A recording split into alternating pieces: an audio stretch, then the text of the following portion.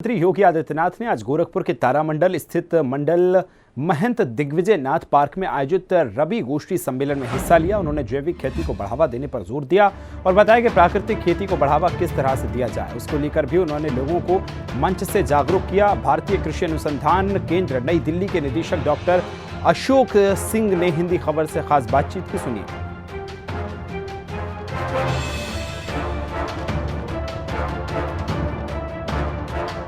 गोरखपुर में आज एक संगोष्ठी हुई जिसमें मुख्यमंत्री योगी आदित्यनाथ ने भी हिस्सा लिया। अगर हम बात करें संगोष्ठी की तो वह कृषि संगोष्ठी थी, रबी सम्मेलन था। रबी के जो फसल है उसको किस तरह से और भी आगे बढ़ाया जाए, उसके जो है पैदावार को कैसे आगे बढ़ाया जाए, उसको लेकर भी ये गोष्ठी बहुत महत्वपूर्ण रही। और उसको लेकर हमारे साथ इस समय डॉक्टर AK सिंह जी हैं। सर AK सिंह सर, आपका स्वागत है हिंदी खबर पे। बहुत बहुत नमस्कार। मेरा नाम अशोक कुमार सिंह है और मैं भारतीय कृषि अनुसंधान संस्थान नई दिल्ली का निदेशक हूं और धान की नई किस्मों के विकास के ऊपर काम करता हूं। यह जो गोष्ठी आयोजित की गई थी, इसका मुख्य उद्देश्य था कि रबी की जो फसलें हैं उनकी क्या क्या समस्याएं हैं, क्या क्या इनपुट चाहिए, खाद है, पानी है, बीज है, समय से उपलब्धता हो, तो उन सारी बातों पर किसानों के साथ और कृषि विभाग के अधिकारियों के साथ चर्चा हो रही थी। वैज्ञानिक के रूप में हम लोग इसमें भाग लेने के लिए आए हुए थे और पूसा संस्थान के द्वारा एक शोध किया गया। जैसा कि आप जानते हैं, काला नमक, जिसको आप दिखाएं, इसकी हाइट जो है तकरीबन हमारे बराबर की ऊंचाई आ रही है।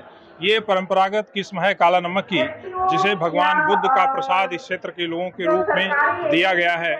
लेकिन इसकी ऊंचाई ज़्यादा होने की वजह से अक्सर ये गिर जाती है, पानी उसके ऊपर भर जाता है, पैदावार कम हो जाती है और गुणवत्ता भी खराब होती है। तो पिछले करीब 15 वर्षों से हम लोग पूसा संस्थान में शोध कर रहे थे कि किस प्रकार से हम काला नमक परंपरागत प्रजाति की ऊंचाई को कम करें और उसमें गुणवत्ता ज्यों की त्यों बरकरार रखें।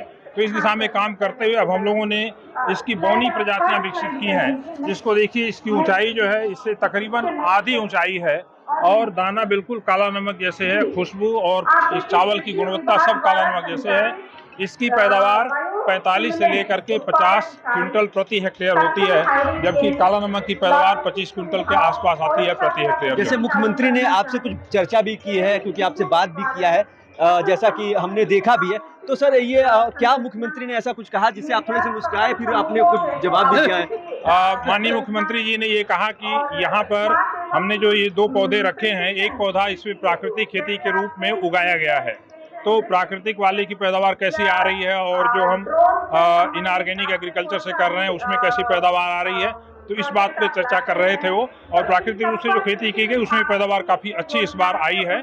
तो काला नमक को अगर प्राकृतिक रूप में, जैविक रूप में या इनऑर्गेनिक विधि से भी खेती करके उच्च गुणवत्ता का चावल पैदा करके हम इसको राष्ट्रीय बाजार में और अंतर्राष्ट्रीय बाजार में, खासकर उन देशों में जहां पर भगवान बुद्ध को माना जाता है, उन बुद्ध धर्म को माना जाता है, प्रसाद के रूप में उन सभी लोगों को उपलब्ध करवाया जाए, तो इसकी खुशबू सिर्फ अपने देश में ही नहीं बल्कि विदेशों में भी फैलेगी और एक नई क्रांति, जिसको हम काला नमक क्रांति के नाम से कह सकते हैं, इस क्षेत्र में आएगी, जिससे किसानों की दशा और दिशा दोनों अच्छी तरह से बदलेगी। ये थे सर हमारे साथ डॉक्टर AK सिंह जी। उन्होंने पूरी जानकारी दी, किसानों को बताया किस तरह से जो है आप खेती करें और जो ये काला नमक की जो बीज हैं उनको आप किस तरह से प्रयोग कर सकते हैं और किस तरह से कीड़ों से बचा सकते हैं। किसकी जो कुछ लंबे हैं, वो कुछ छोटे हैं, कुछ मझुले हैं, लेकिन उनको अपने तरीके से बुआई करके और उसको अपने तरीके से ही पैदावार बढ़ाकर कहीं ना कहीं आप महंगाई को जो दुहाई है